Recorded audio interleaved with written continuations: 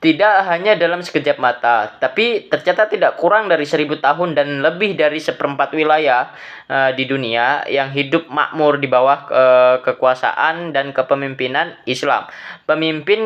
Kepemimpinan dan signifikasinya dalam Islam ketika suatu masyarakat membutuhkan seorang pemimpin, maka seorang yang paham akan realitas masyarakatlah yang pantas mengemban amanah kepemimpinan tersebut.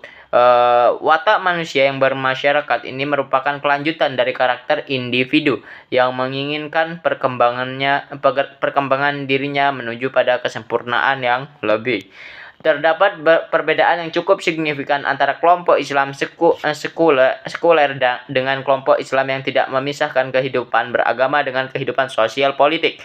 Sedangkan kelompok anti-sekular yang meyakini bahwa kehidupan beragama dan dunia tidak dapat dipisahkan, khususnya dunia sosial dan politik, ulama harus dapat membimbing manusia tidak hanya menuju pada kebaikan yang bersifat dunia, akan tetapi juga hal-hal yang menuju pada kesempurnaan spiritual.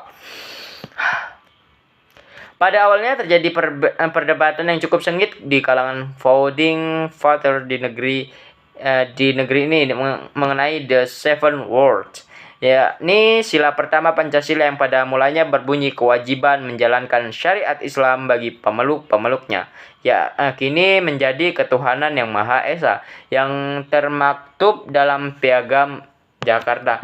Perdebatan ini terjadi antara kalangan sekuler Islam, fundamentalis dan mereka yang menganut paham substantif yang pada akhirnya disepakati ketuhanan yang Maha Esa sebagai sila pertama dalam Pancasila. Islam yang mengajarkan untuk tidak menyembah selain padanya, bahkan ini akan dinilai dosa besar yang tidak akan pernah diampuni selama tidak melakukan tobat nasuha. Teknologi perkembangan sedemikian artikulatif dan masuk ke semua aspek kehidupan manusia, baik yang disadari maupun yang tidak disadari, antara lain realitas dan maya, saling sulam menjadi suatu kesatuan ruang, sehingga terkadang kita sulit membedakan mana yang realitas dan mana yang maya, karena yang realitas seringkali adalah maya dan begitu sebaliknya, yang maya seringkali adalah realitas.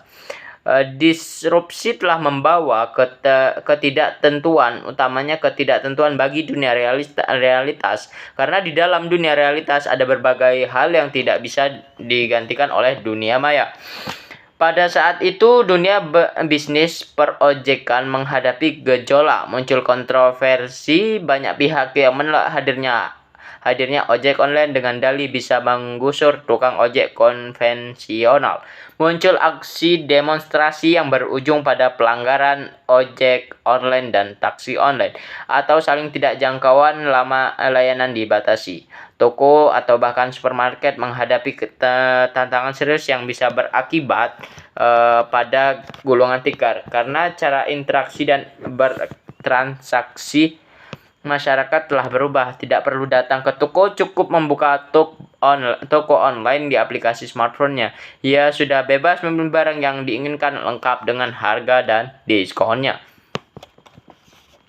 Apa yang kita saksikan dari sedikit kisah ojek online dan toko online adalah kenyataan bahwa hadirnya teknologi bisa menjadi normalitas baru dalam gerak kehidupan manusia. Kejutan ini sering membawa gangguan dan masa sulit bagi banyak pihak, tapi juga menjadi peluang baru bagi pihak yang lain yang lebih adaptif dan inovatif. Sementara kiai yang memiliki kualitas pemahaman keagamaan yang mumpuni tidak memiliki otoritas di ruang digital karena jumlah followers yang dikit.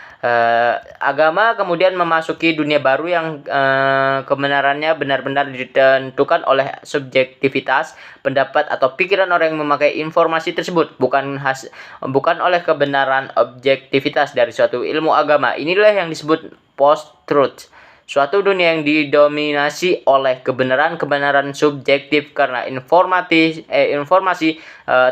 termasuk informasi keagamaan yang berseliweran begitu banyak, dan suatu lain menawarkan kebenaran itu tidak dianggap penting karena yang penting adalah justifikasi apa yang dianggap sebagai kebenaran. Cara ini tentu berbahaya karena masyarakat seperti tidak mau menerima jika ada kendaraan merek lain yang irit BBM karena kepercayaan itu sudah terlanjur dibangun di atas logika dan dipercaya sebagai kebenaran. Saat ini melalui searching dan googling, orang dapat mengeksplorasi pengetahuan fikih lintas mazhab dan lintas gender. Mulai dari yang paling konservatif, fundamentalis, dan radikal hingga yang paling liberal.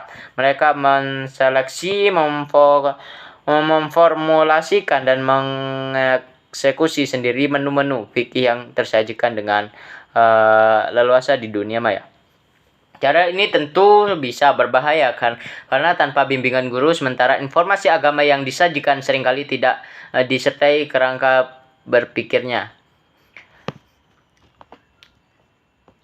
Model jalan pintas semacam ini bisa memunculkan pandangan agama di tengah pendangkalan agama di tengah masyarakat, yang pada ujungnya melahirkan masyarakat yang kaku bahkan intoleran terhadap pemahaman keagamaan yang berbeda. Menjadi moderat mensyaratkan mahasiswa memiliki interaksi keagamaan yang mampu melalui penguasaan metodologi studi Islam yang menyuruh sehingga mahasiswa mampu menyeleksi dan menyaring informasi-informasi dan wacana keagamaan yang ada di dunia maya. Dengan memiliki literasi keagamaan yang mumpuni, seorang mahasiswa PTKI dimungkinkan menghadirkan pemahaman keagamaan yang moderat, tidak ekstrim, hingga menghadirkan wacana keagamaan yang humanistik.